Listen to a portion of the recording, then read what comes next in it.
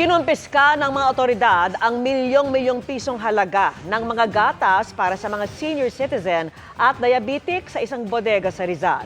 Ibinebenta umano ang mga yan ng mas mura online pero peke pala.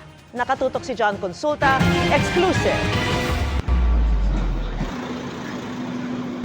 Sa bisa ng search warrant, pinasok ng NBI Intellectual Property Rights Division ang warehouse na ito sa isang private subdivision sa Cainta, Rizal. Tumambad sa mga operatiba ang kahong-kahong ito na naglalaman ng mga counterfeit na espesyal na gatas para sa mga senior citizen at diabetic. Ang ilan sa mga naharang na gatas, i-deliver na dapat sa mga umorder na kliyente. Dumulog sa atin yung isang paggawa ng isang espesyal na gatas. Ang nireklamo nila may namameke ng produkto nila. Binerify natin yung sumbong nila at napag-alaman natin, nakumpirma natin na meron nga isang establishment sa Rizal area na nagbebenta ng peking gatas. Kulang-kulang 4,000 na lata ang nakumpiska natin sa kanila na nagkakahalagang mayigit kumulang 5 million. Ayon sa NBI, online ang bentahan ng mga peking gatas na ipinapasa sa mas murang halaga. Sa unang tingin, aakalain mong original na gatas ang binibili mo, pero pag susuriing mabuti, makikita ang pagkakaiba. Ayon sa NBI, hiniling ng kumpanya ng gatas na nagrereklamo na huwag na silang pangalanan.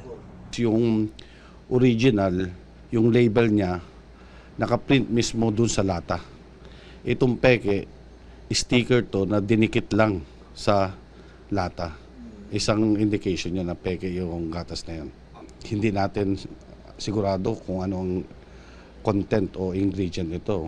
Maaaring ang content nito ay makasama pa lalo sa kalusugan nila.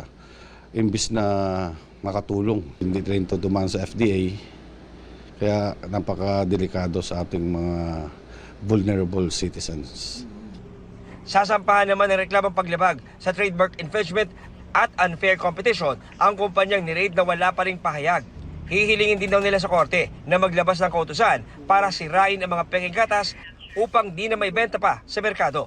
Paalala ng NBI sa publiko, Kung bibili sila ng mga gatas, lalo na itong mga gatas ng mga ganitong special, doon sa mga lehitimong establishment or malls o supermarket para hindi sila maging biktima nitong mga peking produkto na ito. para sa GMA Integrated News, John Consulta, nakatutok 24 oras.